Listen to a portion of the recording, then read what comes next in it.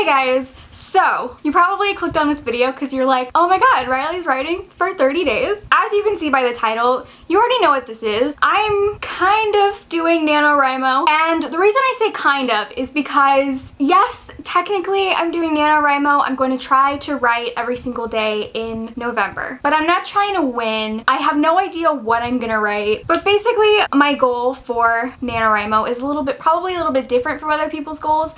I'm not trying to write 50,000 words. I know that's not gonna happen. My goal for this NaNoWriMo is to rediscover my love of writing. Basically, I haven't written anything in maybe like a year. Did I participate in NaNoWriMo last year? I don't think I did. Basically, writing for me kind of became something that I didn't enjoy anymore. I've always loved writing. It's always been like my biggest passion next to reading, but lately it just felt like something that I don't enjoy doing. And so I really want to try to rediscover my love of writing because I hate not having that outlet. There's so many times that I'm like, oh, I wish I could write right now, and I just can't because it doesn't feel like something I'm enjoying. And I think that's because when I used to write, it was just for me. I never thought anyone would ever see what I was writing. I never even considered publishing anything. Like, it was literally just for my eyes only, and I enjoyed it so much. And then somewhere along the line, I kind of started thinking of my writing in terms of, can I get this published? And in doing that, it just stopped being something fun. You know, it stopped being for me. Basically, I just stopped seeing my writing as something I was enjoying and more as, will this ever be published? Can this ever be published? Will other people like this? And I just stopped enjoying it. And so I kind of got in my head too much, and there's a couple projects I was working on that I really loved, and I don't even want to look at them anymore because it stresses me out. The last project that I worked on that I just like genuinely loved and I was just writing for myself was a couple years ago. I wrote a lesbian spy thriller, which was just so much fun, and I kind of want to find that again. So I am participating in NaNoWriMo, but I'm really just doing it for myself and to see if I still love writing. So I do have an idea that I'm working on, and by working on, I mean it's just in my brain. I've done no working on it. I haven't outlined or planned anything, nothing. I've had this idea for like a year, but I've never really wanted to sit down and even think about it. So anytime I have an idea or a thought, I just throw it into a Google Doc and I close it and I never look at it again. So I have this Google Doc that just has a lot of like random thoughts and notes. I haven't looked at it ever. So we're gonna open that, and I'm gonna write what the story is. I'm trying to decide if I want to tell you guys what it is. I guess I'll tell you a little bit what it is. It's super out of my comfort zone. Typically I write high fantasy, but when I wrote my lesbian spy thriller, that was like super out of my comfort zone because I never write in the contemporary world, and I just had a lot of fun with it. So I kind of wanted to take that a little bit and work on something. It's not similar at all, but it is similar in the sense that it's something different for me. So basically what I'm writing takes place in the 1800s in London, and it's super inspired by the show Harlots on Hulu. If you've watched that, I love that show so much. And when I was watching that show, I just had this idea and I'm running with it. So it does take place in a brothel. It's a romance, which is super out of my comfort zone. Every book that I've written does have some romance in it, but they're never super romance heavy, and this is definitely like a romance. It's probably gonna be super smutty, but I'm just super excited about it, and I just want to have fun. I don't want to take it too seriously. So yeah, that's what this is. I'm going to be documenting myself working on this. Today's day one, and my day one task is to open my Google Doc, and hopefully by the end of the month, I can sit here and say that I love writing again. That's my goal, to just love writing again. To save this from being the longest intro ever, I'm gonna go.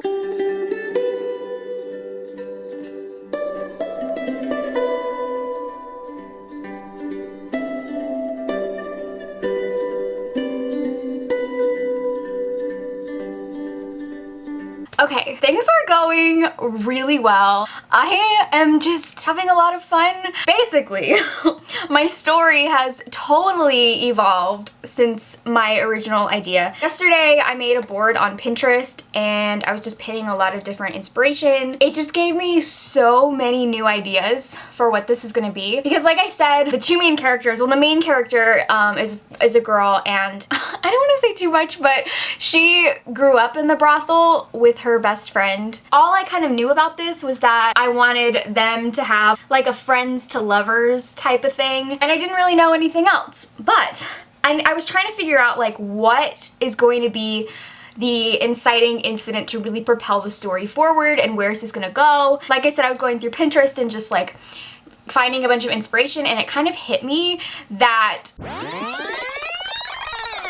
and they get introduced into this network of courtesans to powerful and influential people in society. And there's like secret plots and lies and betrayal and political intrigue and murder, because of course I can't write something without there being murder. Someone always dies. I still want this to be romance heavy, so all the while that's going on, the main two characters are having their super angsty friends to lovers romantic trope.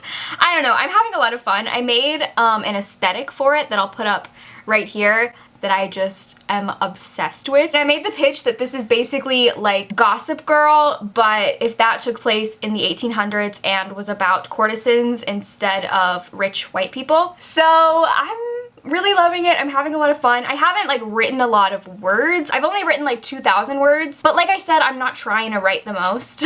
I'm just trying to have fun, and so far I'm accomplishing that. So yesterday, I didn't vlog this, but I went through all of the notes that I had previously made for the story, and I kind of fleshed a lot of them out, and it sort of turned into an outline. But now that I've kind of changed the direction, I'm gonna go through right now and just implement the new ideas and the new flow of the story.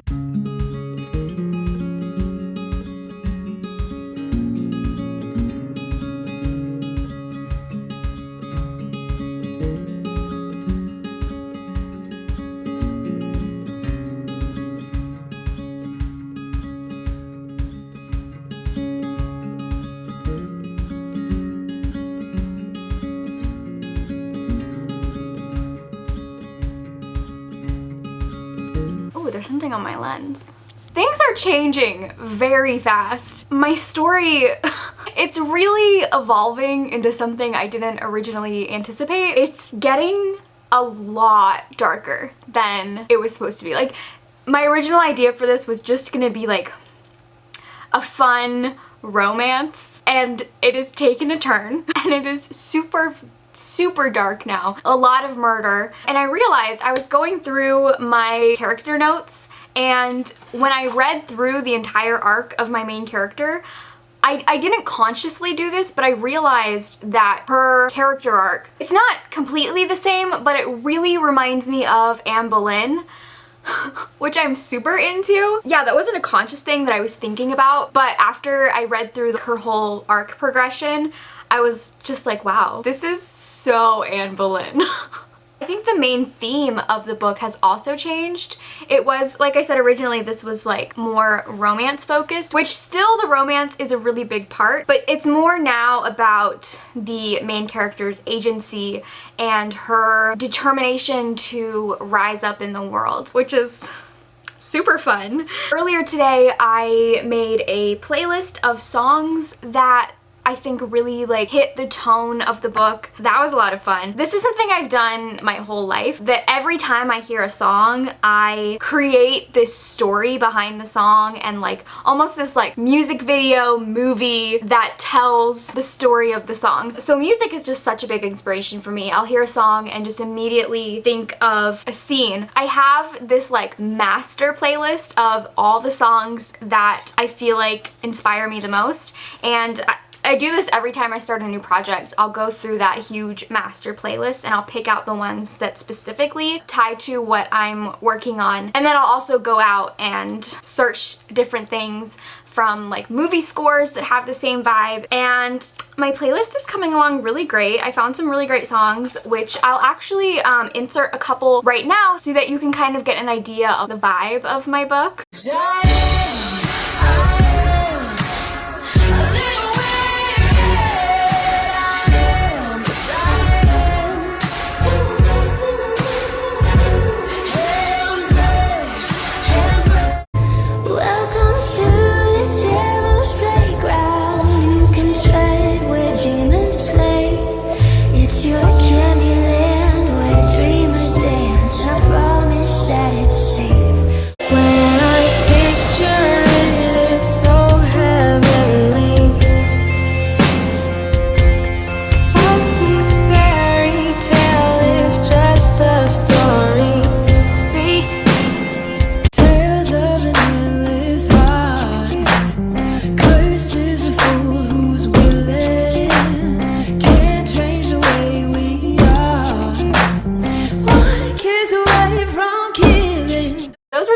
Songs that musically have the vibe of the book and also lyrically really tie to different scenes and themes. I'm at like 8,000, 7,000?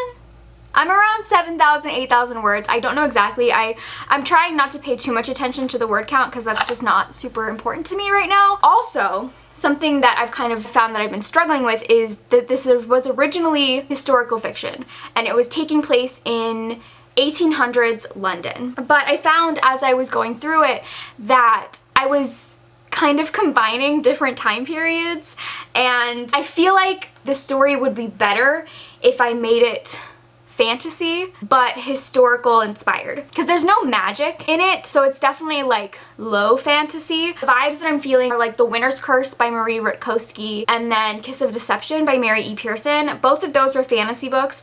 The Winter's Curse, I'm pretty sure, never has magic in that world, and then The Kiss of Deception just has like the tiniest whisper of magic. And so that's kind of like the vibes that I'm feeling, is that this is going to be fantasy with no magic that's very historical inspired. Once I decided that, it just like opened up the doors for me, because I was just feeling really put into a box with making it straight historical, which is just not something that I've ever written or that I'm very comfortable writing. I'm definitely a fantasy writer. I've only ever written one book that wasn't fantasy, and it took place in modern day, so I wasn't having to like learn all this history and all this stuff that I didn't already know. Which, not that that's a bad thing. I still am researching the time periods and pulling different pieces from each, but it just totally opens the door for more possibilities and more directions that my story can go. So yeah, that's fun. Today or tomorrow, I'm gonna work on creating the world, now that I know that it's not our world. So I'm gonna work on like world building and coming up with politics and the cultures and all that, which is gonna be fun.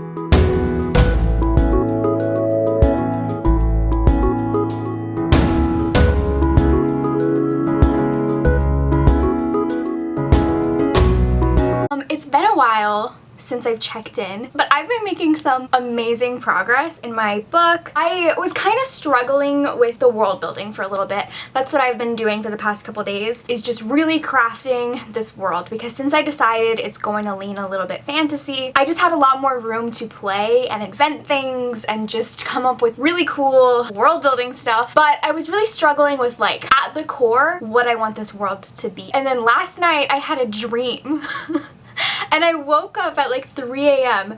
and I just had this entire idea, and I literally opened my phone and I started recording and I just like spilled it all out, and I'm so excited about it. Like, I just listened to it back and I was worried that it wasn't gonna be as good as I remembered, but it's so good and I'm so excited. So I'm not a religious person. I don't have any religious affiliations, but religion has always been something that is very interesting to me from an educational standpoint, and it's something that I actually studied in school. And so I knew that I wanted this world to have some sort of religion. That was part of what I came up with, was this religious system. Oh, I don't want to say too much, but it pulls in two of the topics that I really love learning about, which is religion, and the other one is astronomy. I am obsessed with space. I love learning about it, but I think I've mentioned that space is like one of my biggest fears. I would never want to go to space, but I find it so fascinating. So the world and the religion is kind of based off of the sun and the moon, and I pull a lot of stuff from that. And